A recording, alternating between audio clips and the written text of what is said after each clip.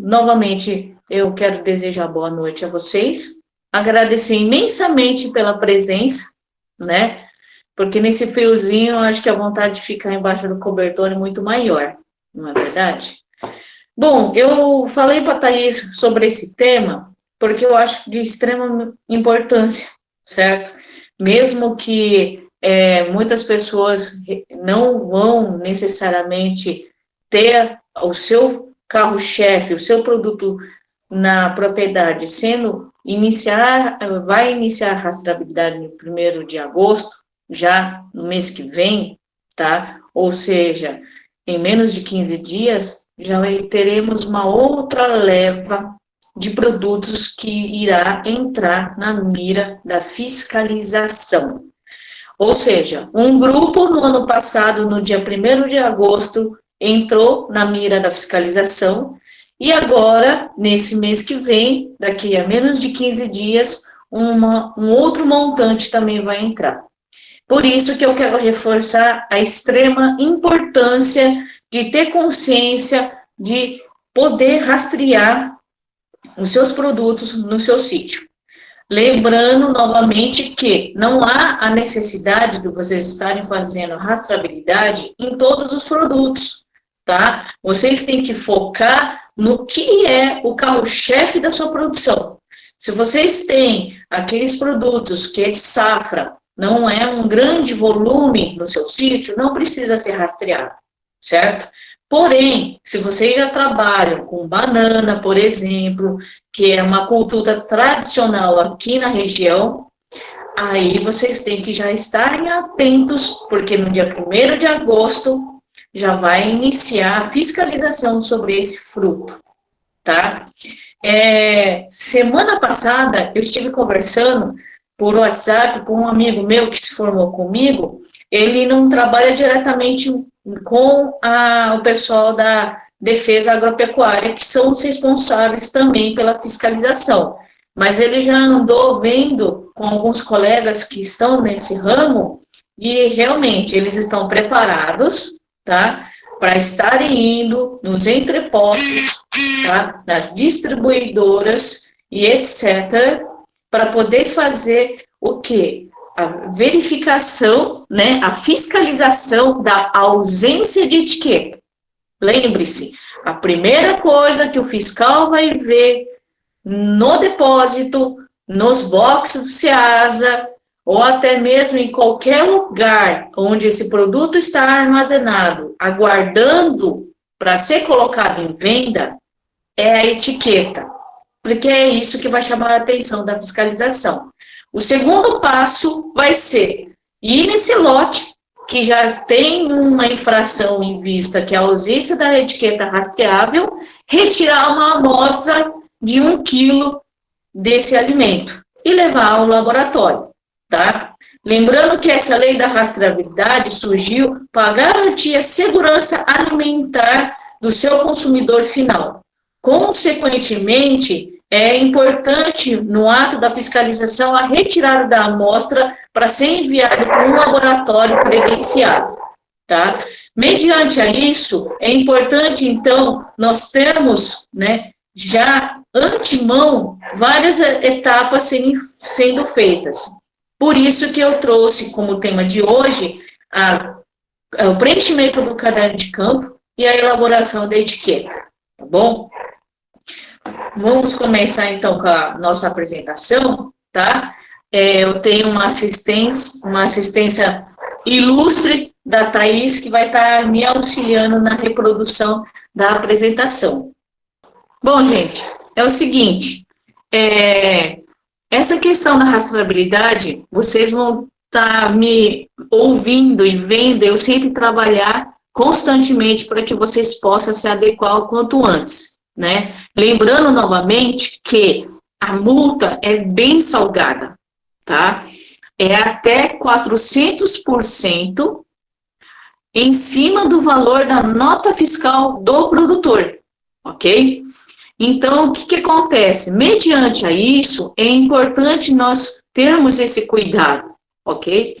Sem dizer que, em outros momentos, eu já havia falado a vocês que essa lei surgiu não é para ser um empecilho para o produtor rural, é para poder levar segurança para o consumidor e, consequentemente, fazer com que ele possa estar consumindo, mesmo no sistema convencional, o melhor que pode ser oferecido pelo produto que você escolhe em campo.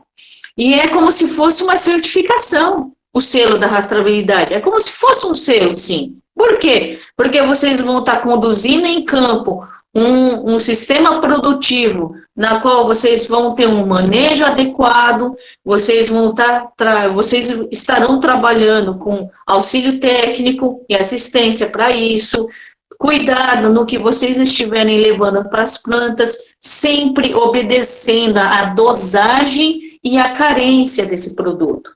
Muitas pessoas me questionam que, por exemplo, na cigatoca, a aplicação, muitas vezes, é constante, uma vez por mês, e nesse mesmo dia que pode estar aplicando um controle fúngico, estará feita a colheita, né? Por esse motivo que é muito importante a gente tentar sempre trabalhar com o quê? Com a tecnologia de aplicação desse produto. Nós temos que voltar ao jato da pulverização no alvo na qual ele tem que estar sendo atingindo, que é a parte foliar, tá? Tomando cuidado para que esse produto não incida diretamente no cacho, certo? Então, ter esse trabalho, fazer com que o seu funcionário ou outra pessoa que esteja te auxiliando nesse manejo sempre direcione o jato da pulverização especificamente na parte foliar. É complicado? É. Não vão conseguir fazer com que não tenha nenhuma gota caindo sobre o fruto? Isso é impossível. Por isso mesmo que é importante também observar o período de carência, tá?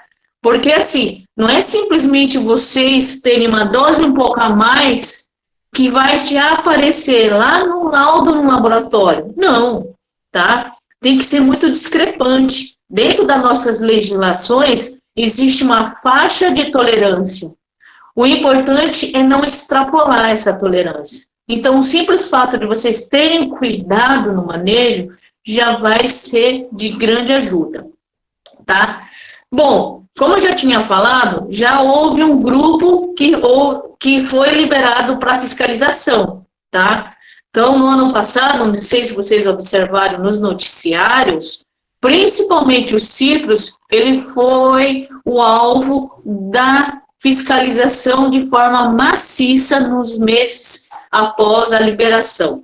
Então, assim, houve inúmeras cargas de limões, de laranjas que foram apreendidos. E como estava fora da regularidade na normativa, ele não foi destinado à doação. Infelizmente, esse produto é descartado, porque ele não comprova ser um produto seguro para alimentação, tá?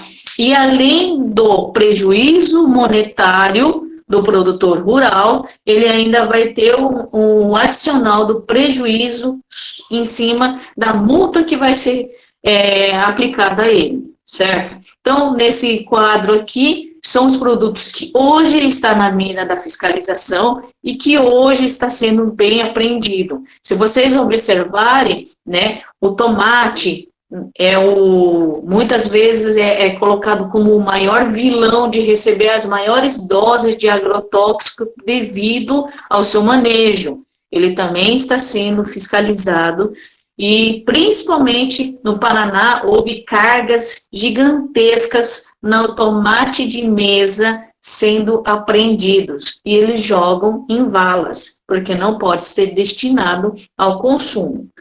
Já daqui a 15 dias, né, no nosso próximo 1º de agosto de 2020, já estaremos tendo, né, o início da fiscalização da banana, que é a menina dos olhos do Vale do Ribeira e da Baixada Santista também. Por quê? Porque ela é bem difundida entre os agricultores tradicionais, visto que é uma região muito propícia para ser cultivada, tá? para essa frutífera e ela vai cair na mira da fiscalização também junto com os outros. Thaís, passa na próxima slide para mim, por favor. Aí, ó, gente, ó, eu tentei grifar no primeiro grupo das frutas, né? Então, vocês vão observar que tem um grupo aí já de olho, né, para ser fiscalizado, que é o morango, melão, coco, goiaba, caqui, mamão, banana e manga. Aí já tem um grupo que vai entrar também no mês que vem, das raízes, tubérculos e bulbos, cenoura, batata doce, beterraba, cebola e alho, hortaliças folhosas e ervas, couve, agrião, almeirão, brócolis, chicória e couve-flor, e nas hortaliças não folhosas, pimentão, abóboras e abobrinha. E essas abóboras é todo o grupo de abóbora, paulista, caipira, moranga, cabotiá, não, independentemente da variedade, são todas, tá? Todas que forem consideradas abóboras pela classificação e todas que foram consideradas pimentão, abobrinha, enfim, né? É um grupo. E aí, mediante a isso, nós, aqui no Vale do Ribeira e na Baixada, temos que nos atentarmos a quê? A rastrear aquilo que é o carro-chefe da produção. Se durante a safra vocês tiverem, por exemplo, a abóbora como o carro-chefe, ou o produto secundário, produto terciário, aí vocês podem também fazer essa rastreabilidade na abóbora, tá bom? Próximo slide, por favor, Thaís. No último, né, que vai ser liberado pela Vigilância Sanitária e pelo Ministério da Agricultura, será no dia 1º de agosto de 2021. Vocês aí que estão lendo o slide nesse momento e observarem que dentro dos itens, né, listados aqui nessa tabela, vocês têm algo que realmente é o seu carro-chefe, vocês podem se preparar. Mas eu já adianto alguns pontos. Por exemplo, associações e cooperativas que comercializam para merenda escolar através do PENAI, já devem ficar atentos que no ano que vem isso não vai ser somente um critério de desempate, mas muitas prefeituras podem e vão utilizar como critério de quê? De comercialização. Se não tiver rastreabilidade, não vai vender para a prefeitura. Por quê? Porque entende-se que as nossas crianças e adolescentes devem receber um alimento seguro também. E a única forma de comprovar que todo o manejo que vocês têm, todo o cuidado, todo o carinho que vocês atuam no dia a dia, no seu pomar, na sua lavoura, está sendo atestada através da etiqueta rastreável e pelo preenchimento do caderno de campo. Ok? Então, levando em consideração esses fatores, vocês devem tomar muito cuidado, certo? E aí, o que acontece? Devido a esse fator, é importante a gente já observar esse próximo grupo que vai entrar em vigor no ano que vem, vocês podem começar a rastrear. Muitas pessoas me perguntam, quando devo iniciar a rastreabilidade, Érica? No momento que vocês desejarem. A rastreabilidade pode começar hoje. Por exemplo, mas falta menos de 15 dias, eu produzo banana e etc. Não tem problema. O importante é vocês iniciarem. Vocês não precisam iniciar a rastreabilidade plantando a muda da bananeira. Não! Vocês podem iniciar agora com o pomar de 20, 40, 50 anos de idade. Não importa. Aí, isso que é interessante, vocês terem esse cuidado. Entrar, observar a importância de rastrear e começar hoje. Hoje é o dia de começar, tá? Ou seja, amanhã. Então, bora começar a rastrear isso amanhã? Vamos começar? Não é um bicho de 7 cabeças, como eu vou mostrar para você. No próximo slide, já vamos começar com o caderno de campo, tá? Esse arquivo eu vou disponibilizar a todos que aqui estão assistindo a apresentação, né? Muitos já conhecem. Foi desenvolvido pela nossa equipe do IBS. Para quê? Para que possa ser uma ferramenta que auxilie vocês em quê? Na anotação em campo que os fiscais vão estar procurando, tá? Então, nós temos esse caderno de campo, muitos nossos técnicos e pessoas especializadas verificaram ele, tá? Na planilha seguinte, vocês vão fazer simplesmente uma identificação. Por que eu tenho que identificar? Gente, isso é importante para quando... Para e pense no seguinte, vamos imaginar que um fiscal chegue na sua propriedade, né? E o endereço está incompleto, né? Ou muitas vezes vai numa propriedade errada. Pode acontecer, por que não? E para evitar esse tipo de coisa, o que o governo exigiu? Que tenha o nome do produtor nas cadernos de campo para realmente poder identificar o responsável pela produção, que é vocês como produtor, certo?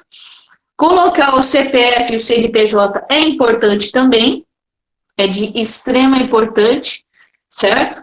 Inscrição estadual, se houver, e o nome da propriedade. Esse nome da propriedade pode ser o sítio, sítio Boa Esperança, Chácara Novo Horizonte, entendeu? Ou se não, pode até ser o nome, por exemplo, da cooperativa, tá? Então, tirando o nome do produtor ali em cima, pode ser o nome da cooperativa. Só que assim, uma coisa que eu quero ressaltar, e algumas pessoas acabam tendo dúvida, de quem é a responsabilidade da rastreabilidade se eu sou cooperado ou associado de algum empreendimento? É o produtor. Por quê? O presidente da cooperativa, o pessoal do conselho fiscal e outros membros, eles não vão estar no seu dia a dia do seu sítio. Quem vai saber o que anotar, quando anotar, vai ser o produtor. Então, o caderno de campo é de responsabilidade do produtor rural, certo? E para vocês auxiliarem para que a cooperativa e a associação funcionem, vocês têm que ter todas as anotações em dia, tá bom? E aí vamos continuar. Coordenadas geográficas. É muito importante porque o que acontece? O fiscal, ele não mora na região, tá?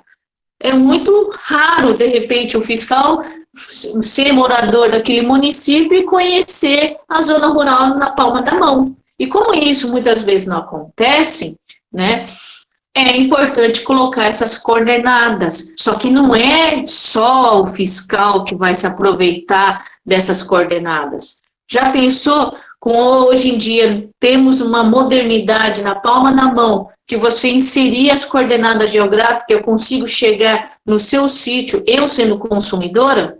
Poxa vida, eu adorei a banana do município de Pedro de Toledo, por exemplo, não desmerecendo os demais municípios, e eu quero conhecer esse sítio.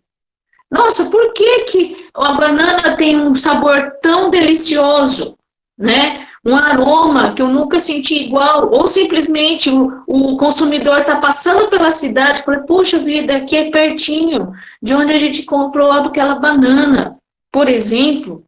E quem pode imaginar? Nós temos a possibilidade de receber no campo o seu consumidor.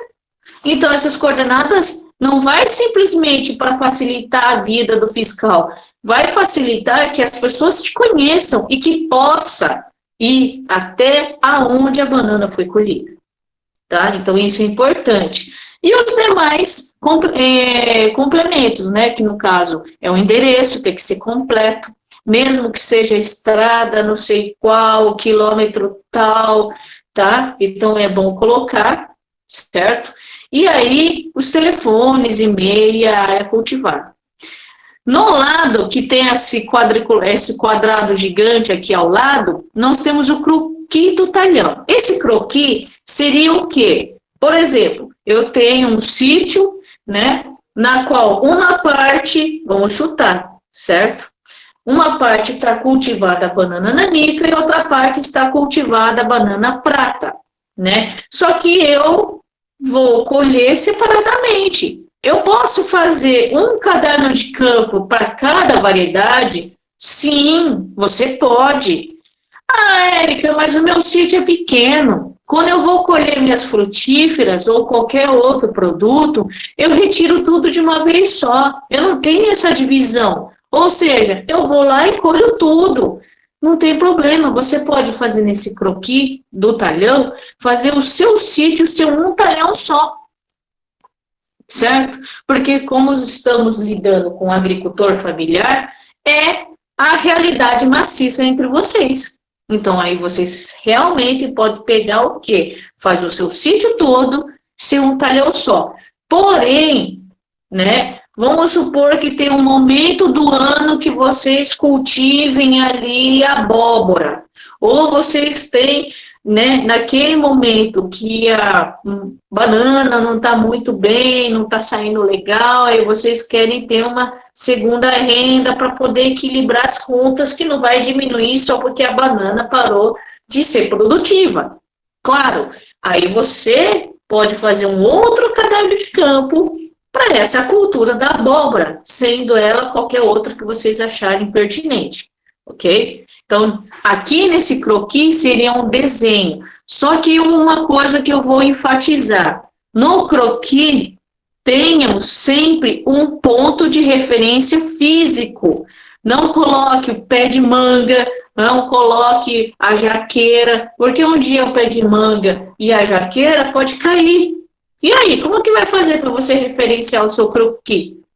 Não é? Então, coloca uma estrada, né? O barracão, certo? O rio que passa do lado, a ponte, qualquer coisa que nos próximos anos, pelo menos 2 anos, ainda estará lá.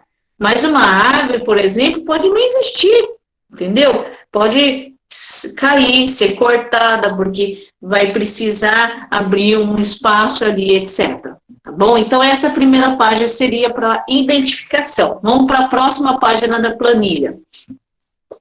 Essa próxima página, gente, já aí é uma forma também de vocês poderem ilustrar a sua área produtiva, colocando a foto do sítio, da chácara, da sua propriedade como um todo, né? Então, voltando novamente daquela realidade nossa, nós temos em mãos uma tecnologia que há anos atrás não existia. Então, utilizando esse tipo de recurso, você pode pôr a imagem via satélite do seu sítio, né?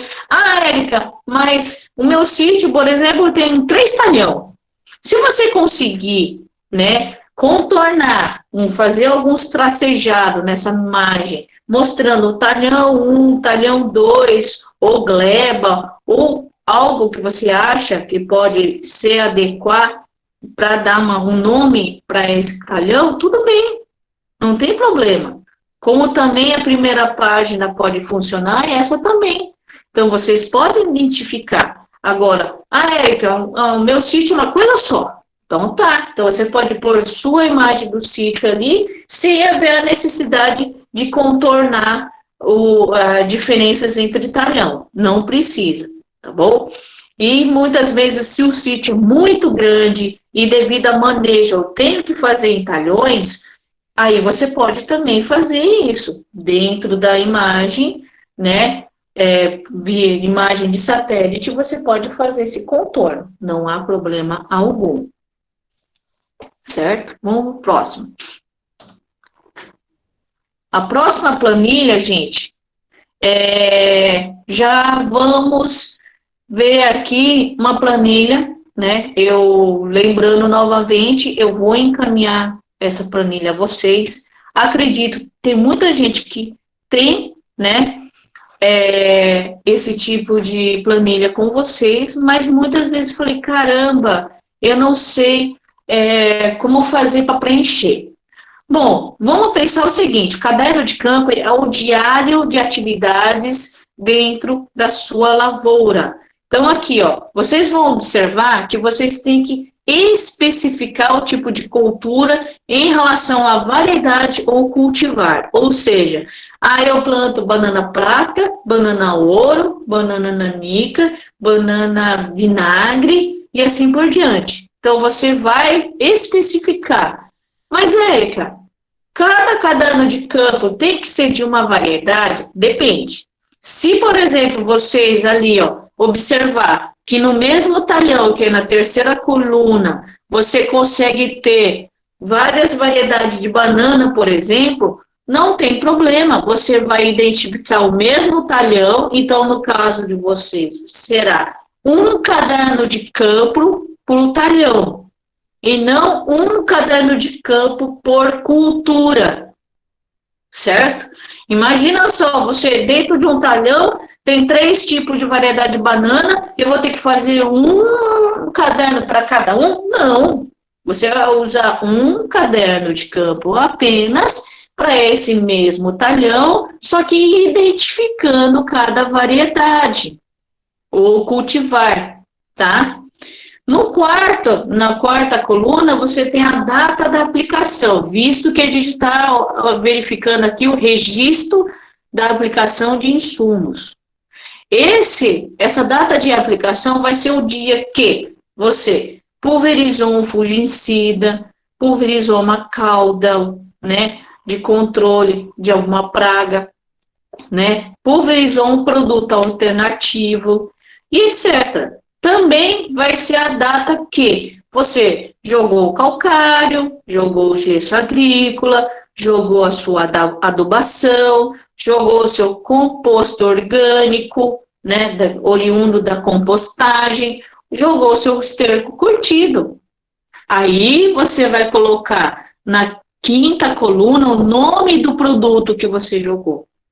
Se for um insumo de defensivo químico que vocês utilizaram ali, vocês colocam o nome comercial do produto, tá? Ou simplesmente eu coloco apenas o nome do princípio ativo.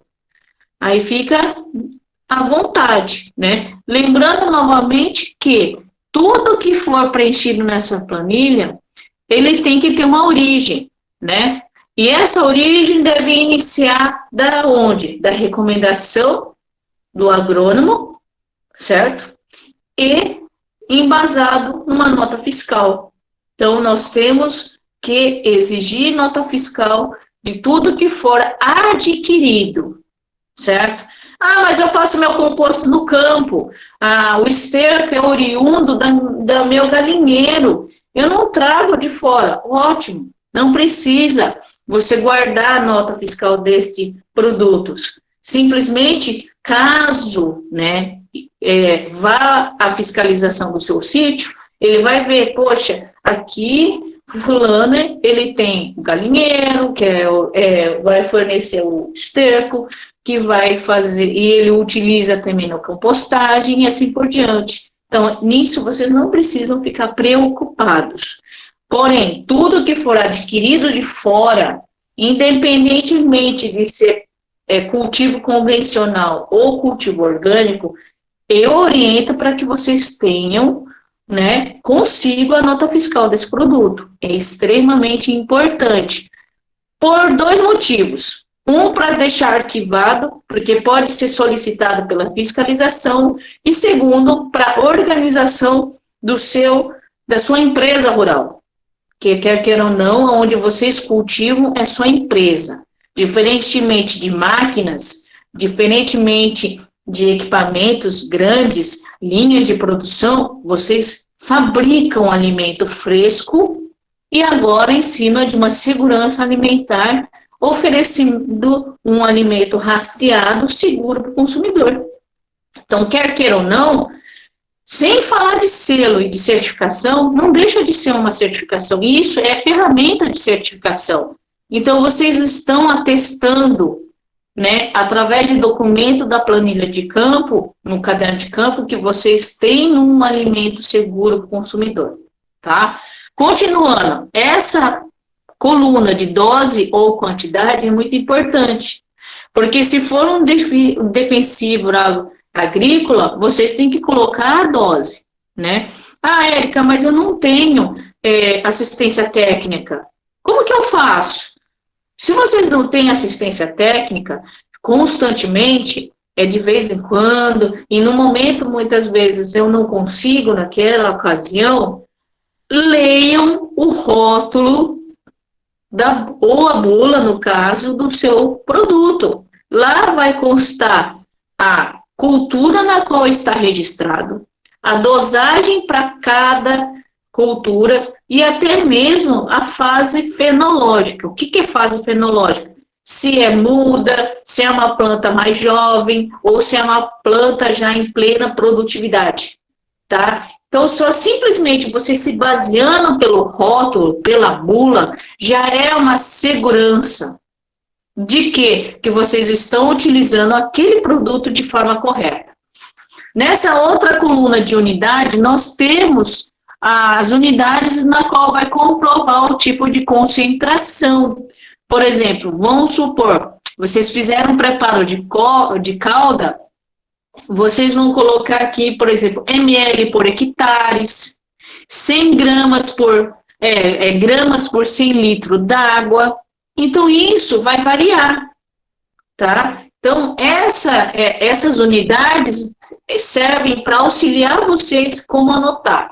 Caso nenhum desses itens, né, seja o que você deseja, logo em seguida você vai observar, tem um quadradinho aqui em branco. Esse quadradinho em branco vocês podem preencher da forma que vocês melhor se sentir em relação a poder quantificar o que você jogou, tá bom? Na outra coluna escrito tipo, vai descrever o que você jogou no campo. Um herbicida, uma calda, o calcário, o esterco, né? Por exemplo, aqui eu não tenho esterco. E na banana, muitas pessoas utilizam. Mas não tem aqui, o que eu faço, Érica? Mais uma vez, tem um campo em branco aqui do ladinho, na qual vocês podem acrescentar. Então, o que não houver listado, tem um campo na qual vocês podem preencher. Essa penúltima coluna é muito importante, tá? Então, por exemplo, período de carência. Os defensivos agrícolas, ele tem um período de carência dentro da bula, né? Se muitas vezes vocês têm a recomendação do agrônomo, você pode realmente seguir a recomendação dele, ou se houver qualquer dúvida, leia a bula, gente, tá? Não sei se vocês sabem, para confeccionar as informações contidas da bula, as empresas levam alguns anos para isso. E aí, através desses anos, eles vão verificar em cima do sistema fisiológico da banana, por exemplo, quanto tempo leva para a planta degradar essa molécula química no seu organismo. Por isso que dentro dessa bula tem que ser um embasamento de pesquisa em campo, tá bom? Então, vocês podem estar lendo a bula e usando isso para vocês poderem sanar qualquer tipo de dúvida. A última coluna é o nome do aplicador. O que eu vou falar para vocês não é obrigatório, mas o Ministério da Agricultura recomenda que a pessoa que seja o responsável pela aplicação do defensivo agrícola tenha feito o curso de aplicador de defensivos oferecido pelo Senar, né? Ah, mas aqui na região não tem? Não, é só vocês irem até o sindicato rural, né? Tem que ter um mínimo de pessoas para poder abrir uma turma. Claro que nesse momento de pandemia, por enquanto, isso não é permitido, mas é importante ter pelo menos uma pessoa sempre fiscalizando a ação de levar qualquer aplicação de defensivo agrícola no campo, tá bom? Lembre-se, é uma sugestão, só que eu acho importante vocês correrem atrás disso, porque a tecnologia de aplicação de defensivos evolui. Da mesma forma que o seu celular evolui, a tecnologia agrícola ela também. E temos hoje pulverizadores que há 1 ano, 2 anos atrás não existem mais. Então, é uma forma também de vocês se atualizarem nas formas corretas e técnicas corretas que auxilia na aplicação desses defensivos, tá bom? Vamos para o próximo. Aqui, nessa planilha aqui, eu tenho o que? Especificamente o registro da colheita, né? Bom, gente, é o seguinte, nessa planilha, vocês vão estar, vai depender da configuração do sítio, certo? Não tem regra para cada tipo de, se cada caderno de campo vai ser num sítio todo, para cada cultura e etc. Não, o que vocês acharem melhor, vocês podem ter. Érica, eu prefiro ter uma planilha por cultura, mesmo que o meu sítio não seja grande. Ótimo, você que sabe. Érica, eu consigo me organizar tendo várias numa planilha apenas. Também tá valendo. O que importa é não ter confusão na hora de vocês fazerem a anotação das planilhas. Aqui nessa parte do registro de colheita, novamente vocês vão especificar a cultura e a variedade ou cultivar, tá? Eu estou dando o exemplo de banana porque é a realidade maciça aqui, mas pode ser hortaliças, né? Que o ciclo é curto, mas pode ser sim, tendo inúmeras variedades de hortaliças ou simplesmente espécies num único talhão, com certeza pode ter sim. E no caso de hortaliças, a colheita é diária.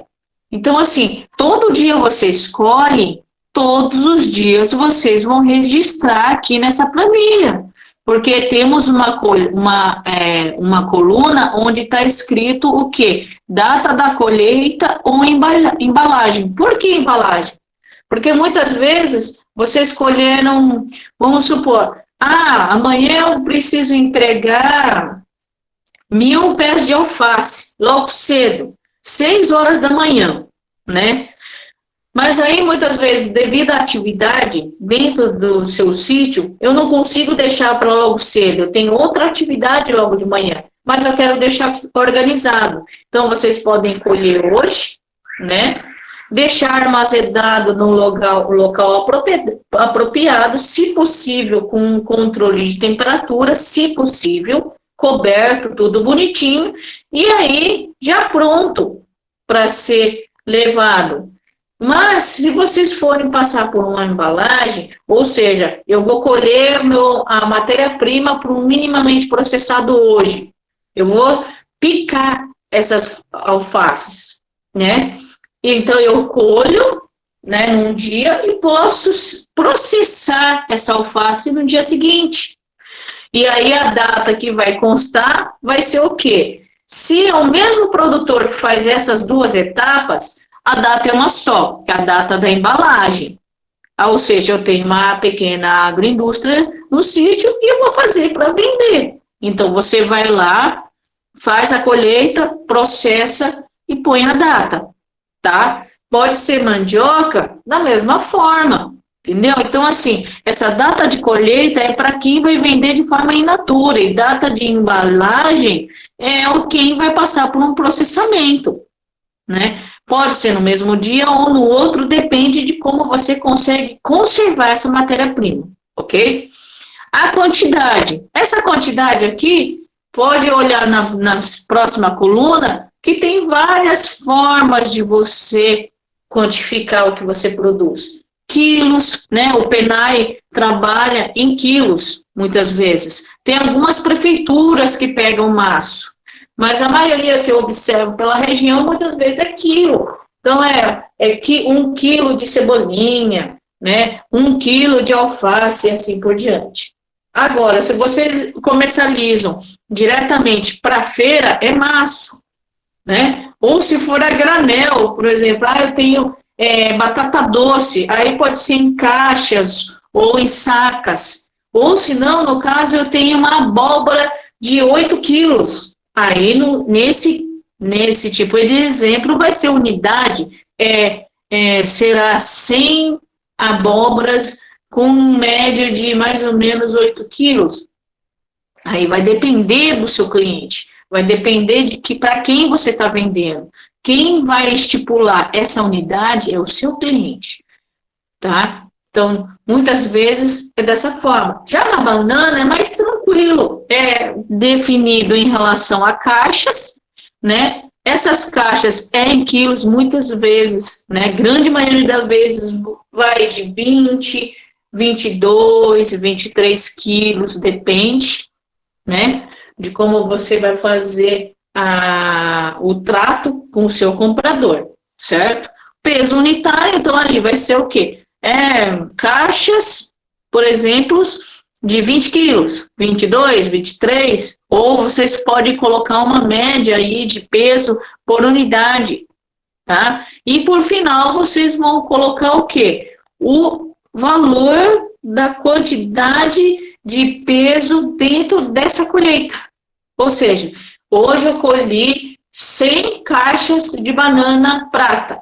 Só que lembrando, vamos supor que o talhão seja único. E 200 caixas de banana nanica. Pronto, você já fez a anotação no dia de hoje, por exemplo, né? Nada impede de vocês fazerem dessa forma, tá bom? Então, isso vai ajudar no registro das informações no campo. Vamos ver a próxima planilha agora.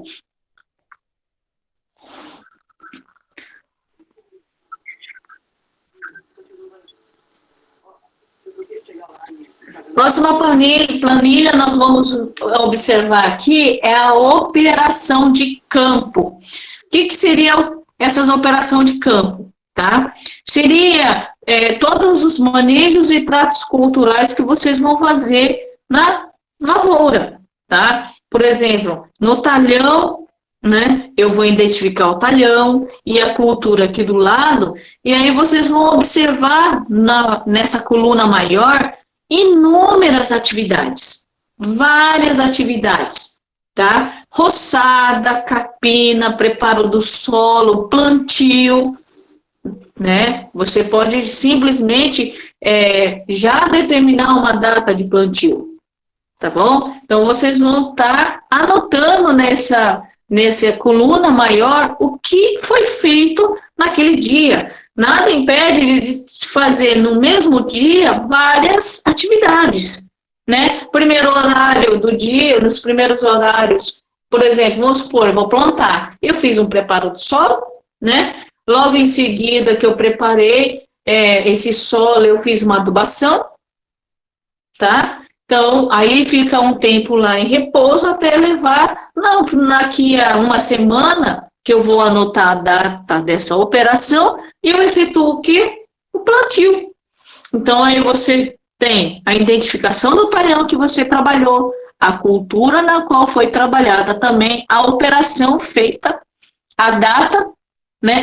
Mas, Érica, minha roça é grande, eu não consigo roçar tudo de um dia só. Não tem problema, vai anotando todos os dias que você fez essa atividade. A hora que você gastou. Bom, se for hortaliça, eu vou fazer uma roça de 500 pés de alface. Quanto tempo vou levar para fazer, por exemplo, o preparo do solo e posteriormente o plantio?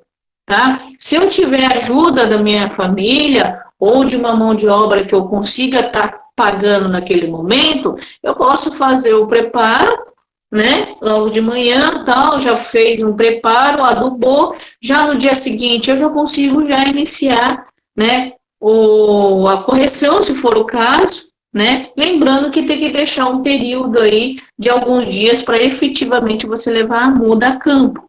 E aí, passar uma semana, não fez nenhuma atividade, não anota, não aplicou nada na cultura, não anota, não é obrigado a ter sempre alguma coisa para colocar no caderno de campo. Só coloque se foi realmente feito algo, tá bom? E assim por diante. Aí vocês anotam as horas gastas, o nome do indivíduo, ou o seu como o responsável por organizar tudo. Então, a maioria das vezes, o nome que vai aqui é o nome do produtor rural, né? E a observação é a necessidade de colocar qualquer tipo de informação a mais, certo? Não tem problema. E essa planilha, se vocês pararem para pensar comigo, lembra que primeiramente, vocês anotaram tudo que foi aplicado na banana no ano de 2020 até o dia de hoje. Vamos supor que você já iniciou a rastreabilidade no dia 1º de janeiro, tá? Se você iniciou a rastreabilidade daquela cultura desde o 1º de janeiro até hoje, você vai ter condição de quantificar tudo que você jogou no campo, e até mesmo com essa planilha de operação de campo, você vai saber o gasto com mão de obra, mesmo que essa mão de obra seja só do agricultor, entendeu? Porque, quer queira ou não, o seu trabalho dispõe de valor monetário. Porque se você não pudesse trabalhar, você estaria pagando para alguém. A gente não pode esquecer isso, você não trabalha de graça. Não pense que o produtor trabalha no sítio de graça, não. Eu trabalho no sítio e isso é um custo, tá bom? É um custo. Para que servem essas informações, Érica? Só para saber se eu estou levando prejuízo? Não. É para você saber qual é o custo da sua produção por pé de alface, por quilo de banana ou por caixa de banana, se for o caso, ou pelo quilo da abóbora que eu plantei. Eu não sei qual que vai ser o seu produto. Ah, mas por que eu quero saber disso? Porque o que acontece? Quando a gente sabe quanto que gasta dentro de uma linha contínua de atividade, você sabe, poxa, eu tenho que maneirar um pouco, se eu consigo substituir um defensivo agrícola com a cauda, eu consigo já diminuir uns 10, 20% do meu custo, né? Poxa vida, eu acho que eu não necessito aplicar um fungicida a cada semana. Será que eu poderia reduzir isso? Eu vou conversar com o agrônomo ou com o técnico que tem esse conhecimento. Se eu conseguir diminuir o número de aplicação de um defensivo químico, eu posso ter uma economia. Ah, mas se eu não fizer isso, minha lavoura não vai dar certo. Muitas vezes eu observo aqui na região que as pessoas têm um hábito de manejo, né? Tá acostumada, é uma receita de bolo. Eu só simplesmente vou falar uma coisa para vocês que estão me ouvindo.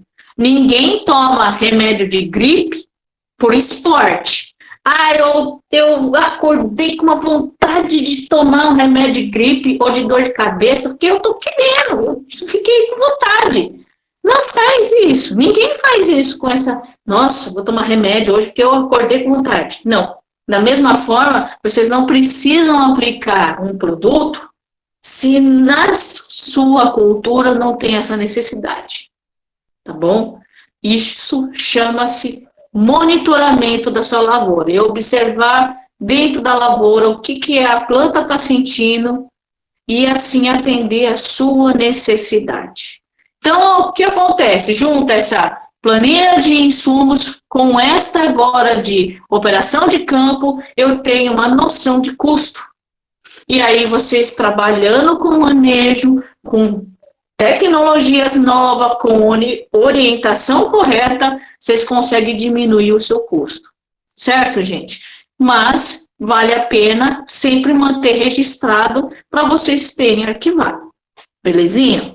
Vamos para o próximo. Bom, gente, o próximo não deixa de ser importante estando no último, não. Mas é nesta planilha que vocês vão começar a ter um dado importantíssimo, que é a formação do lote de venda, que não está localizado na 4ª coluna dessa planilha. Voltando ali, nome do produto, variedade, o lote da colheita que você anotou lá atrás. Mas, Érica, por que eu tenho que fazer essa numeração? Por quê? Por exemplo, vamos supor que é o produtor rural que vou vender diretamente para o consumidor. Eu vou ali, né, consumidor eu digo, comprador, né? Eu vou e coloco minha lote de colheita. Eu acho que eu vou colocar, por exemplo, eu tenho no campo banana prata e banana nanica. Quase todo mundo aqui tem, né? Se não é uma roça inteira, mas tem um cadinho de terra ali com essas culturas. Bom, aí eu posso colocar uma identificação meio besta, colocar um B de banana no lote aqui de colheita, um N de nanica. BN, pô, agora esse aqui eu sei que é banana nanica. E aí eu coloco o que pode ser o lote de colheita? Pode ser a data. Outro dia eu estava no supermercado, eu vi o ketchup com a mesma data de fabricação no número do lote. Tá? Então, o que acontece? É uma forma de facilitar. Só que daí vocês ficam livres, né? Por exemplo, no caso da banana, eu colho de uma vez só tudo. Mas no caso de hortaliça, eu posso ter 2 colheitas no mesmo dia. Mas aí o que acontece? É 2 clientes diferentes?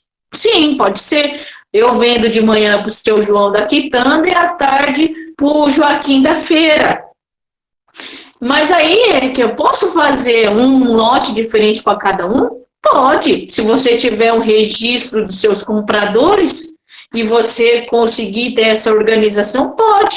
Como também, já que eles vão levar tudo da mesma colheita, você pode gerar um único código, né? E aí, nesse dia, eu vendi para o seu João o lote, vamos supor, por exemplo, do dia 16/7, então 16/07, para o seu Joaquim, né? Eu tenho aqui a quantidade, 50 pés de alface, né? O peso eu posso estimar, por exemplo, vamos supor que cada pé de alface tenha 600 gramas, eu coloco ali o nome do seu Joaquim, a data da venda, que é a mesma da data da colheita, né? E aí eu coloco ali essa anotação. E no mesmo lote eu vendi agora esqueci o nome do tiozinho da quitanda que eu coloquei. Mas, enfim, o tiozinho da quitanda lá comprou 30 pés de alface. Aí eu vou ali e coloco o lote da colheita, que geralmente é o mesmo dia, porque tratando-se de produtos frescos, colhe hoje, já vende hoje, né? E aí coloca ali o quê? Número 30 pés de alface para o tiozinho da quitanda. Então, eu posso estar utilizando um lote para 2 ou 3 compradores, porque ele fez toda essa comercialização num dia só. Como também eu posso gerar um código para cada um, visto que eu vendo sempre para eles. Aí, tudo bem. Agora, quando é de vez em nunca, você põe um lote só e tá bom. E aí, para venda, eu posso repetir, tá? Eu posso repetir. Por quê? Colhi hoje, vendi hoje pro seu Joaquim, pro cara da quitanda, pro tiozinho do quiosque da praia, por exemplo. Então, eu tenho o quê? 3 clientes que vai comprar tudo do mesmo lote. Só que a diferença vai ser a quantidade de cada um, né? E nessa última planilha aqui, a nota fiscal, foi, putz, Érica, todas as 3 caixinhas de banana que eu vender para a feira, eu vou ter que emitir uma nota? Não. Você pode pegar e combinar para ser uma nota por mês, uma nota trimestral, por exemplo. Para quê? Para não ficar aquele picado, tá? Aí você vai e emite a nota, tá bom? Então, vocês podem agrupar o volume. Numa associação, numa cooperativa, já é mais fácil ter a emissão de nota por toda a operação de venda, né? Já num produtor pequeno, você pode fazer um código, né, a emissão da nota fiscal, tendo o quê? A junção de todas as vendas. Porém, tá? Escuta esse porém que eu vou falar. Vocês podem colocar aí na observação os lotes que foram vendidos na nota fiscal, ou simplesmente deixar bem anotadinho aqui. Vamos supor que essa planilha aqui é só do seu Joaquim. Então, eu vou ter só ele como comprador, uma nota fiscal só o produto, mas vários tipos de lote. Tá bom? Vários tipos de lote. Certo? Aí vocês podem ter esse tipo de controle. Ou você vai colocar o número de lote comercializado naquele dia nas observações na nota. Fica a critério de vocês, tá? Ou seja, como for a melhor forma de vocês se organizarem, tá bom? Vamos passar para a próxima página.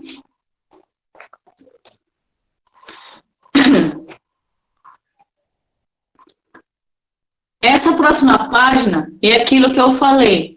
Se o produtor tiver uma organização legal no campo, você sabe quais são os seus clientes, quem são os seus compradores de maior frequência, tá? E aí aqui tem a identificação desse indivíduo. Por que é importante ter esses dados de CNPJ, endereço, essas coisas? Porque você precisa deles para preencher a nota fiscal. Então, quanto mais completo for os dados da identificação do comprador, melhor, tá? Essa planilha só tem 4 campos, mas não tem problema de você ter vários. Mas, Érica, eu tenho que ter esse arquivo de comprador, claro. Oxi, quem é que não vai querer lembrar de qual foi aquele fulano que deu um calote na compra? Vixe Maria, eu queria lembrar e poder cobrar. Então, não pode esquecer. Ah, entendi. Então, eu tenho que fazer isso? Sim. Porque daí, da mesma forma, você tendo aqui embaixo, nas 2 linhas aqui abaixo da identificação, tem 2 linhas bem interessantes que podem ajudar vocês. Produtos de interesse. O que sempre o cara da quitanda compra de mim? Ah, ele geralmente compra batata, tomate e folhosa, chicória, alface, essas coisas. Você vai colocar ali. Por quê? É interessante para você poder organizar o que vai ser plantado na roça. Frequência de compra. Uma vez por semana, a cada 15 dias, putz grilo, eu tenho que garantir para esse comprador aqui a quantidade de 100 pés de alface a cada 15 dias. Ou seja, não posso esquecer dele, porque você fidelizou esse cliente. E aí chega na hora H que ele vai querer a mercadoria, cadê? Putz, vendi. Meu Deus, e agora? Não dá, né? Então, assim, para evitar esse tipo de confusão, então é bom você organizar quanto que cada um compra, o que ele compra para eu poder plantar. Ah, mas aí tem período de chuva, eu não consigo tirar da roça alface. Conversa com ele, né?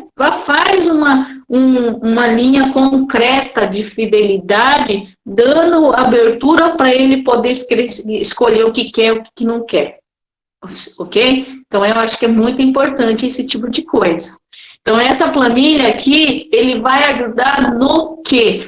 No planejamento produtivo. Ou seja, se eu trabalho com culturas de ciclo curto, como a hortaliça, eu tenho que me planejar para sempre oferecer a cada 15 dias 50 pés de folhosa para a cada semana eu tenho que oferecer 200 para o outro. Então, assim, eu vou totalizando o quê?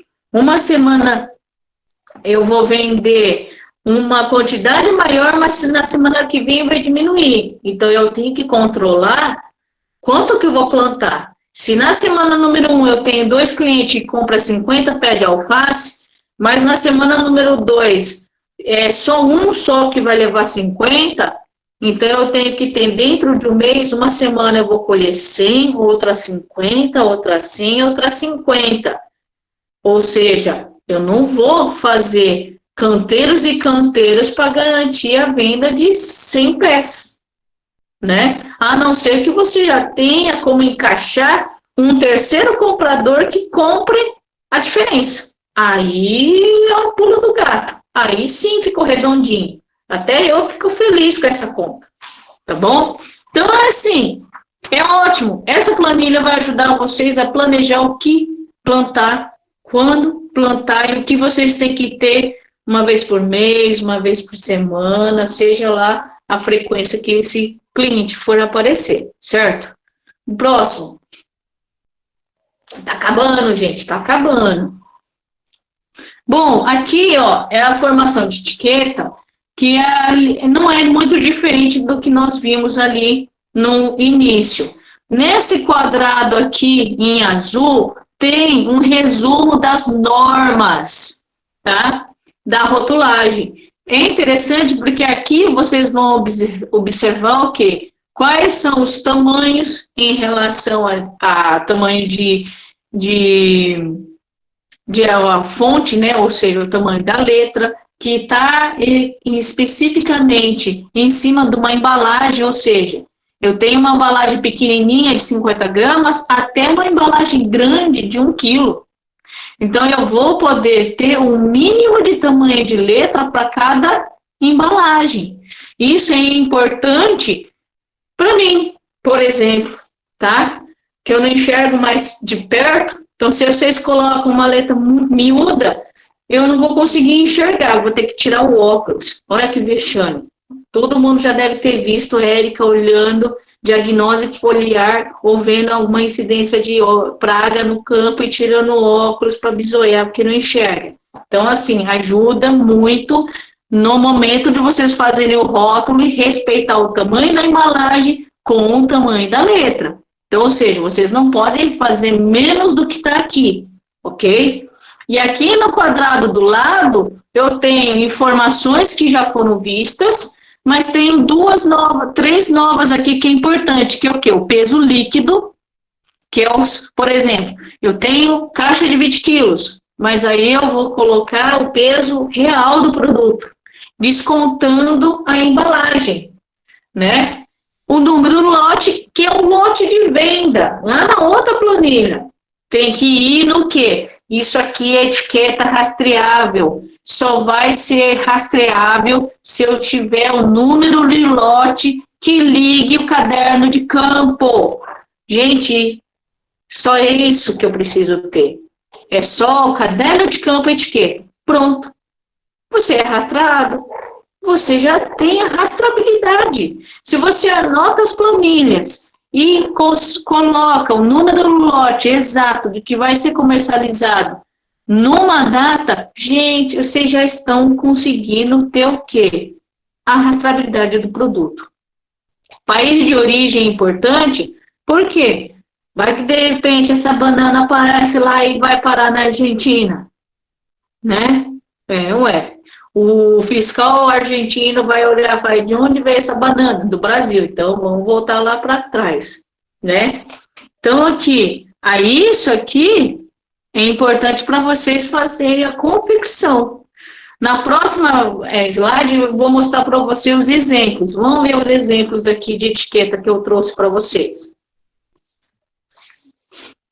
Aqui, gente, é pequenininho, né? Mas, enfim, eu acho interessante porque são vários exemplos. Isso aqui é uma cartilha, né, que eu tirei, que é especificamente para rótulo, tá bom, gente? Especificamente para isso. Então, eu tenho ali um rótulo de produtor, ou seja, esse primeiro aqui é para aquele produtor que vai fazer a venda direta. Então, eu tenho aqui o seguinte, ó, todas as minhas informações, né, em relação à parte jurídica, que no caso é o CNPJ, o nome do produtor, então o produtor tem CNPJ, então coloca, o endereço tem que ser completinho, né? E aí eu tenho aqui a localização geográfica. Ali acima, vocês estão vendo que ele foi tão detalhista que colocou até mesmo o nome do tomate, né? Pizzadoro. Desculpa, é Pizzadoro. Aí, que é o quê? São tipos de algumas identificações que o próprio fabricante, né, o produtor da semente dá. E ele seguiu a risca e colocou. Ou se não, esse AA pode ser a classificação, tá? Eu já vi pessoas colocando Pizzadoro AA, que já é um tipo de classificação, como vocês estão vendo aqui em outros exemplos, né, de rótulos, tá bom? Então, isso aqui pode ser a classificação. Gente, código de barra é obrigado? Não é, tá bom? Código de barra não é obrigado a pôr. Eu não preciso ter o QR Code, tá bom? Vocês só vão utilizar isso no momento que tiverem um giro grande, já fez um fluxo de caixa, tem condição de comprar impressoras, tá? Tem condição já de formar código de barras, de ter um sistema informatizado no sítio. Essa parte de código de barras pode ficar em cargos de empreendimentos, na qual o volume é muito grande de produto, tá bom? Aí, Érica, mas eu já estou falando para vocês logo antes que isso me pergunte, mas tem etiqueta, Érica, que não tem isso tudo de informação. Como que o fiscal vai saber que esse dito cujo é rastreado ou não? Número do lote. Vocês podem deixar de anotar qualquer coisa, tá? Qualquer coisa, vírgula, tá? Porque o que é obrigado é localização geográfica, peso líquido, tá? A data do embalamento ou da colheita, país de origem e número de lote. Mas nesse caso aqui, ó, tá onde? No código de barra, tá bom? O número do lote dessas etiquetas estão no código de barra. Eu não tenho código de barra, eu vou escrever o número do lote. Beleza? Beleza. Rastreado? Ok, a sua etiqueta está rastreada. Olhando aqui na última, aqui embaixo, ó, na terceira e última aqui de baixo, você vai ver que você vendeu com um atravessador. É o que acontece com a banana, né? Eu vendo para alguém lá do Ceasa. Então, aqui está escrito, ó, o número do representante. Então, o cara foi no meu sítio, comprou a minha banana, levou para o Ceasa e vendeu ali. E aqui está o endereço, ó, São Paulo, CEAGESP e o número do box. Tá bom? Então, isso é quando a etiqueta vai para o atravessador. Mas nas etiquetas que eu vejo não tem isso. Voltando novamente, número de lote. Tá? Tá vendo que ele aproveitou o mesmo código de barras? Porque ele vai repassar também essa informação que ele recebeu de você e ele poderia ter colocado um segundo código de barra. Não tem problema. Só que é aquilo que acontece, de uma etapa para outra, eu preciso de nota fiscal. Se eu vender, eu tenho que dar a nota fiscal de saída. O cara vai jogar no lixo, vai fazer não sei o quê, não interessa, você tem que emitir nota. É a única forma de você sinalizar que está obedecendo a lei. Se dali para frente não houver, você fez a tua parte. Tá? A última etapa que vocês vão fazer depois da etiqueta, ou seja, antes da etiqueta, emitir nota. Antes da etiqueta, emitir nota, ou seja, caderno de campo, nota de saída, etiqueta. Caderno de campo, nota de saída, etiqueta. O próximo é sobre outros tipos de rótulo, que nós vamos ver agora.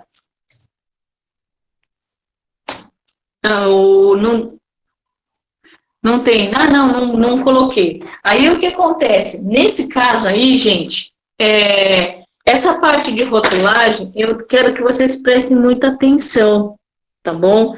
De extrema importância, por quê? Porque no momento que vocês estão fazendo a comercialização, vocês têm que levar em consideração o quê? Vocês têm que levar em consideração a idoneidade. A pessoa que está recebendo o seu produto não te conhece. Tá? E vocês têm que ser seguros nas informações que vocês estão passando, principalmente porque você tem um caderno de campo. Numa associação é mais problemático ainda, porque vocês trabalham num grupo, né? E a associação ele vai criar um lote consolidado, que vai naquela etiqueta, que poderia ser um código de barra, como foi feito. Só que vocês têm que agir com idoneidade. Se o meu grupo, na associação, ele está obedecendo à risca a lei, principalmente em relação à quantidade de dose aplicada e ao respeito da carência, eu também tenho que fazer a minha parte. Porque se amanhã ou depois, justamente a sua produção é retirada uma amostra para levar no laboratório e constou alguma coisa errada, vocês têm que tomar cuidado, porque a sua responsabilidade vai recair em cima dos outros. Por mais que você seja multado, queimou o filme da cooperativa ou associação. Então, como nós trabalhamos por conjunto, todo mundo tem que tomar cuidado, ok? Em relação a esse tipo de assunto. Então, eu vou deixar todo esse material que mostrei para vocês, tá bom? Eu vou repassar todos, certo? E aí, agora, Thaís, a gente pode abrir para as perguntas, né? Porque eu acho que eu falei demais, caramba, eu sempre faço isso. Eu sempre acho que vai ser um assunto babinha, mas quem quiser perguntar pode abrir o vídeo e o microfone, tá bom? E eu estou à disposição para tirar dúvidas no momento, e agradeço também as pessoas que estão aqui presentes, que somos 23 ouvintes. Vamos lá, gente, vamos partir das dúvidas. Quem tiver dúvida pode abrir o áudio, tá? É só clicar no vermelhinho do microfone, que daí eu escuto a pergunta de vocês.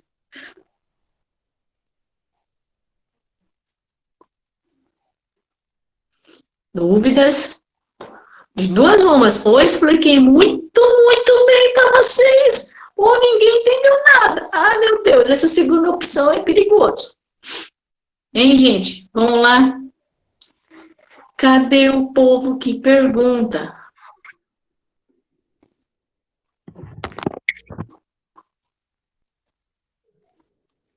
Alô, estão me escutando?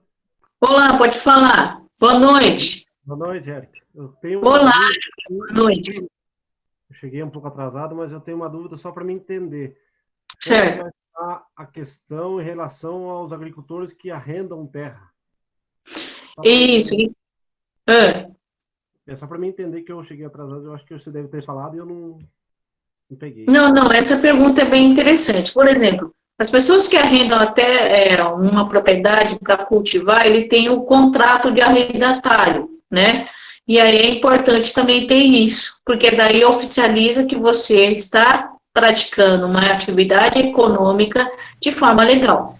Aí o que acontece? Mesmo você sendo arrendatário, você vai ter uma produção de um alimento fresco, seja ela fruta ou hortaliça, né? E toda a regra aplicada para quem é proprietário de uma propriedade rural, ou arrendatário, meieiro, parceria, o locatário também, ele vai ter a mesma necessidade. Ou seja, você precisa seguir as leis da rastreabilidade, que é o quê? Iniciando com a anotação do caderno de campo, tá? Adquirindo todos os produtos com nota fiscal, de preferência com a recomendação de um engenheiro agrônomo, né? Sempre com recomendação. Hoje em dia as agropecuárias vão ter que mudar esse hábito, eles vão ter que vender somente mediante essa recomendação. É como se fosse comprar um remédio na farmácia com a receita do médico. Então, essas regrinhas vão ter a mesma necessidade. Você vai obedecer todas as regrinhas em relação à rastreabilidade, tá bom? Tá, mas em relação ao local, aí você vai colocar um endereço na qual você está, por exemplo, vamos supor, Érica, eu tenho um local onde eu arrendei, né?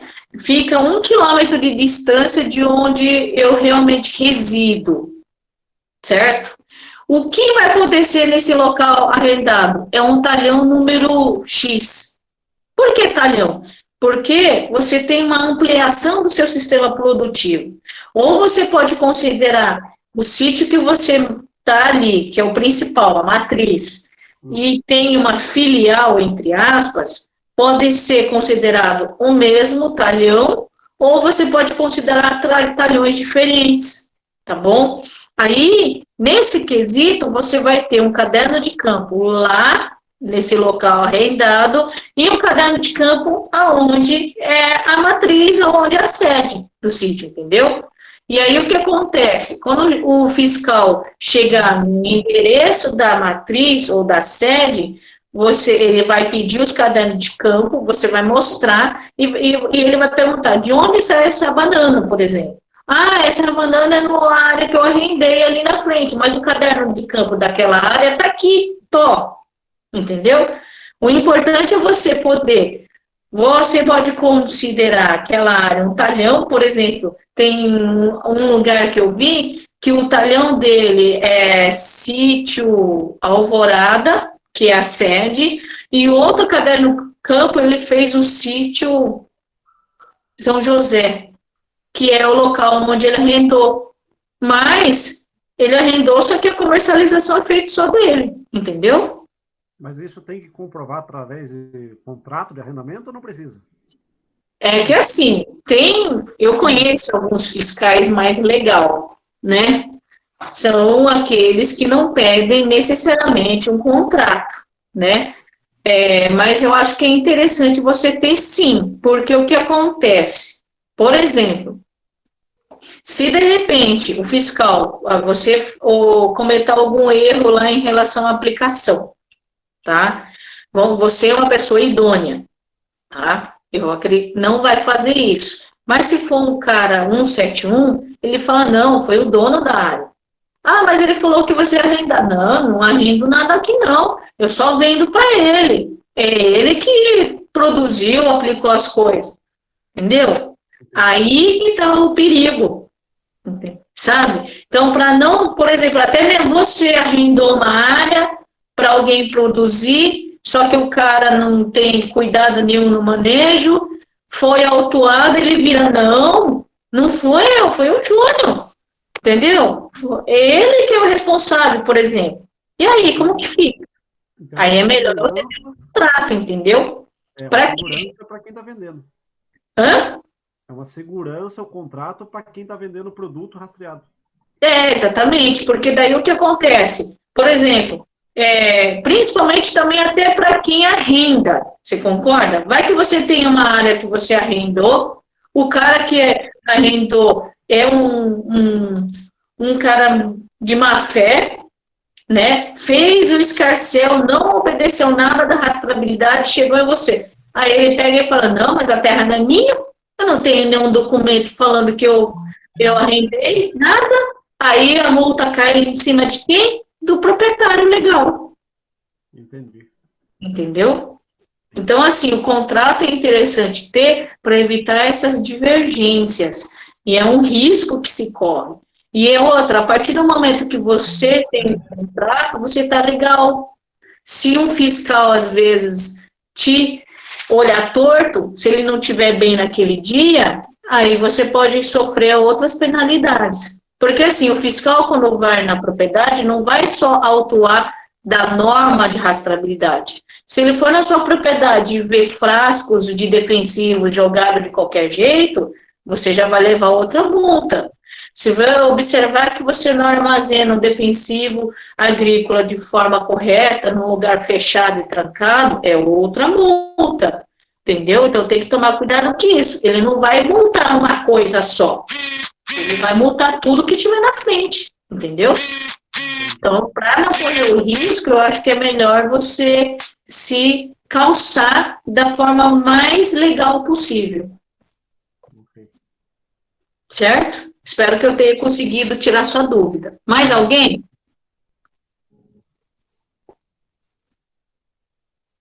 Boa noite, gente. Mais alguém?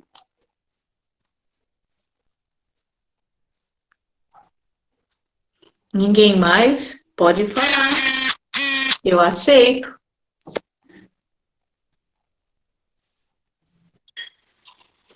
Oi. Érica, boa noite. Oi, boa noite. Érica, eu queria só levantar... Eu queria só perguntar a você, nós sabemos que o produto mel está ainda com muitas coisas em estudo, em discussão. Mas tem alguma previsão, você saberia dizer alguma, poderia dizer alguma coisa em relação à rastreabilidade do mel? Olha, seu Luiz, boa noite para o senhor, obrigado por estar assistindo, né, essa live. É o seguinte, o mel, a partir do momento que você tem o selo SIM ou CIF, ele já está na rastreabilidade, tá bom? Por quê? Porque a partir do momento que você tem um código, não sei se você já observou, nos MEs que tem o CIF ou SIM, ele gera um código. E esse código é rastreável. Então, é um tipo de certificação, tá? O CIF e o SIM, no caso, um é estadual, outro é a nível federal. Então, nesse caso, para você poder comercializar o mel e qualquer outro produto de origem animal, já tem uma certa rastreabilidade, mesmo que seja apenas para verificar o beneficiamento. Ok? Porque o que tem por trás do beneficiamento? De boas práticas de produção. Essas boas práticas vão envolver tanto as atividades em campo, no caso, todo o manejo que o senhor vai ter com as colmeias, né, com a parte da fauna, da flora, e também o manejo e o beneficiamento dele na casa do mel.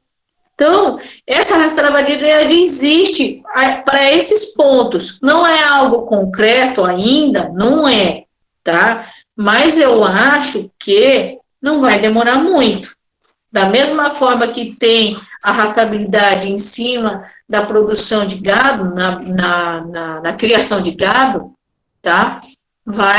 Pode ser que chegue sim. Então, assim, como vai ser, de quais são os trâmites, detalhes, eu ainda não tenho conhecimento. Mas eu já tenho o buchicho que estão verificando essa possibilidade, da mesma forma que há 5, 6 anos atrás eu ouvi o buchicho da rastreabilidade de vegetais frescos, que está sendo implementada desde o ano passado. Tá bom?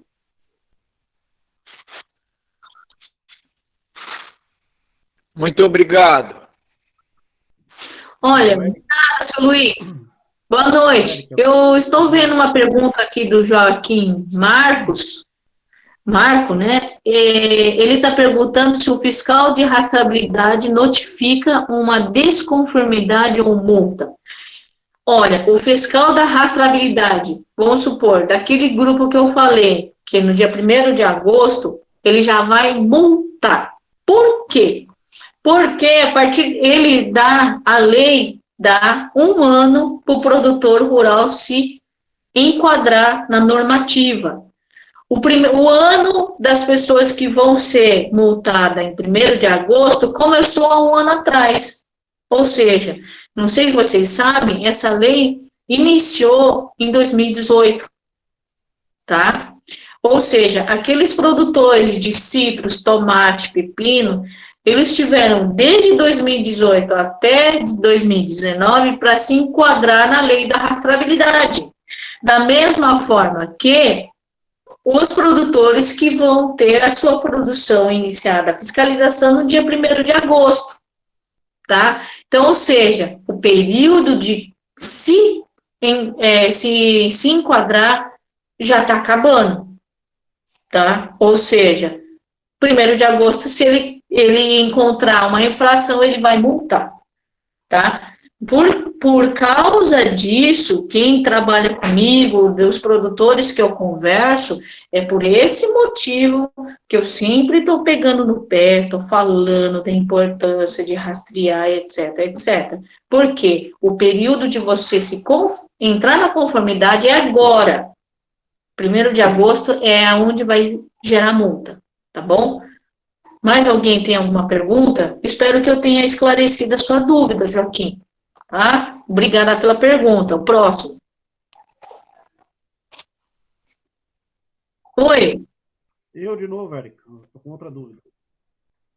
Nessa questão do caderno de campo, a gente sabe que tem bastante agricultor que produz, Sim. vamos dizer, o tomate, mas não tem Certo. nenhum estudo. Tá. Se o fiscal chegar, o cara tá trabalhando, qual que vai ser a reação? Como que vai ser multado? Entendi. Então, só para você ter noção, teve um caso muito curioso que eu fiquei sabendo de um membro de uma associação, né? Eu acho que é no interior de São Paulo, mas em outra região, não é onde eu atuo, num outro projeto do IBS. Mas eu fiquei sabendo dessa história, eu achei interessante. O produtor é analfabeto, né? Ele tem a mesma exemplo que você deu. E ele não sabe ler e escrever. A única coisa que ele sabe fazer é assinar o seu próprio nome, tá? Como que ele tentou se manter dentro da lei? Todas as vezes que ele tinha uma atividade em campo, que ele fazia uma pulverização, né, ou aplicar qualquer insumo, ele pegava o WhatsApp e mandava áudio para a vizinha. Ou, no caso, poderia ser outra pessoa, um outro familiar. O que ele fazia? Hoje de manhã eu apliquei uma acaricida, né? No mamoeiro, por exemplo, ou até mesmo no tomateiro. E ele falava a quantidade, né? Porque geralmente essas pessoas, por mais que ela não saiba ler e escrever, eles têm a condição de dose, né? Eles têm um certo conhecimento. Você ensinando com medidas, eu já prestei consultoria para esse tipo de pessoas, eu já deixava a medida certa, no calendário eu já marcava os dias que ele precisava fazer a pulverização. Então, assim, por isso que é muito importante ter esse auxílio técnico. E aí ele mandava o áudio. E ele, por coincidência, não vou falar ruim, porque ele foi objeto de fiscalização da rastreabilidade. Quando o fiscal chegou lá, o caderno de campo dele estava impecável. E ele ouviu os áudios que ele enviava para a vizinha.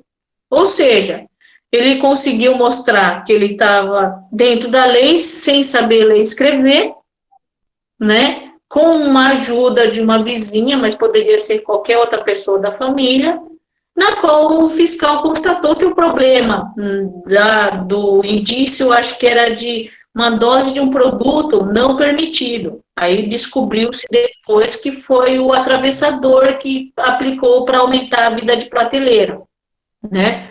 Então, assim, eu acho que é tudo questão de união.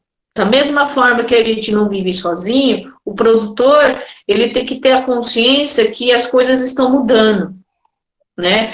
Nós estamos deixando de estar no anonimato e somos visíveis cada vez mais. E essa rastreabilidade vai se tornar cada vez mais um produtor visível para o consumidor.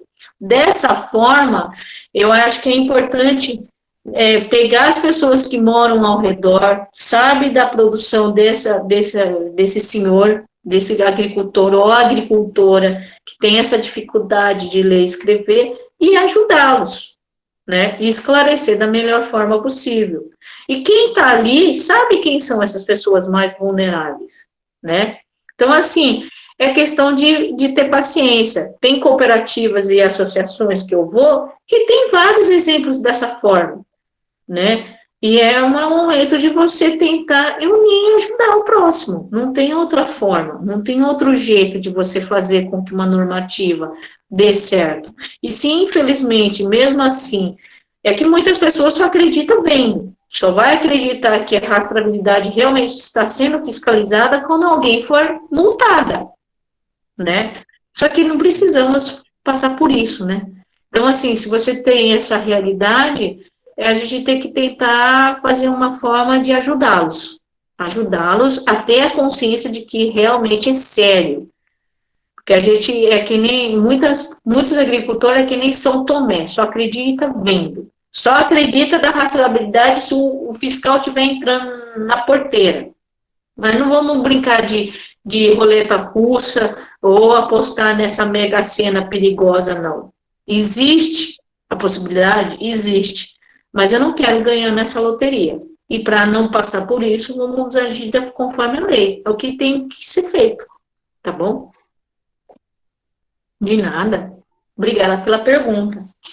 Mais alguém, gente? Então, eu acredito, pelo avançado horário, vamos encerrar, tá? Vocês podem ter alguma questão que queiram, envie posteriormente, né? Quem tem meu contato, quem não tiver, entre em contato comigo, que eu posso estar enviando meu e-mail, meu WhatsApp. Vou disponibilizar os materiais, ok? Eu espero que vocês tenham aproveitado essa noite, né? É um pouquinho maçante falar de lei e de certificação, que não deixa de ser uma, mas eu acho que é importante para a agricultura e para vocês, tá bom? Érica, só mais uma dúvida rapidinho. Sobre o receituário agronômico. O agricultor, ele vai exigir isso na hora de comprar? Ele vai ter que ter a cópia ou não? É que assim, o receituário já tem várias cópias. Uma delas fica com o produtor para ter arquivado na propriedade. É um direito seu de ter uma cópia do receituário, sim, para você deixar arquivado, tá bom? Se não tiver essa cópia, você tem que exigir isso. Mas isso vai ser fiscalizado também ou não? Na verdade, essa lei de receituário já existe há muitos anos. É que agora que as pessoas vão ter que entrar na conformidade dele, tá? Então, o que acontece? Vocês, por exemplo, a revenda não pode ser aquele que nem um farmacêutico amigo do bairro, que vende um antibiótico sem receita. Não pode ter mais, tá? Vai ser feita uma fiscalização. A defesa agropecuária faz esse tipo de fiscalização, tá? Porque você tem toda uma rastreabilidade também do defensivo agrícola. O defensivo agrícola é rastreado, tá bom? E aí, isso vai, cada vez você vai observar que as agropecuárias que, se não enquadrar, vai perder cliente, porque o produtor ele não vai querer correr o risco de comprar um produto sem receituário só porque o cara é camarada. Não existe mais isso, não tem como ter mais. E essa lei de ter o receituário existe há anos, 10 anos brincando, é muito, mais de 10 anos existe isso. Só que ninguém aplica, entendeu? Ele se arriscar também a vender sem e o agricultor falar, foi aquela loja que vendeu. Também. É uma continuidade. A revenda é uma continuidade da cadeia produtiva, entendeu? A cadeia produtiva começa da compra do adubo, da compra do defensivo. É ali que começa a cadeia produtiva, porque sem isso você não tem como cultivar. É a compra da semente, da muda. Sim, vai ser notificado sim, entendeu? Isso é legal porque vai ajudar muitos agricultores numa questão que a gente trabalha, que é a inovação, né, das declarações de aptidão à Pronaf, que é a DAP. Com certeza. Tanto é que, não sei se você se lembra, houve um tempo atrás um registro, uma declaração que você tinha que fazer perante o Ministério da Agricultura para você poder comprar defensivo. É como se fosse a prova de morte do INSS. Se você provar que está vivo, você recebe benefício da aposentadoria, né? É o que aconteceu alguns meses atrás, no ano passado, no ano retrasado, aconteceu isso, entendeu? Para mostrar para o Ministério da Agricultura que você existe. Sim. Entendeu? Muito obrigado. Não, de nada. Mais alguém, gente? Bom, então vamos encerrando por aqui, tá? A Thaís vai disponibilizar todos os materiais, inclusive se vocês desejarem essa apresentação também, tá? E aí eu quero agradecer a presença de todos, né? E estamos aqui para o que der e vier, por tudo que vocês necessitarem, tá? Eu estou prontamente disponível para isso. E qualquer dúvida que vocês tiverem, é só entrar em contato com a gente, tá bom? Então, eu agradeço imensamente a presença de todos, agradeço a ajuda da Thaís, de todo mundo, certo? E abraço para todo mundo, uma boa noite e um merecido descanso, tá bom? E vamos curtir agora o cobertor quentinho. Obrigada, gente. Muito obrigada por vocês estarem presentes e vamos que vamos. Boa noite a todos. Tchau. Bom descanso.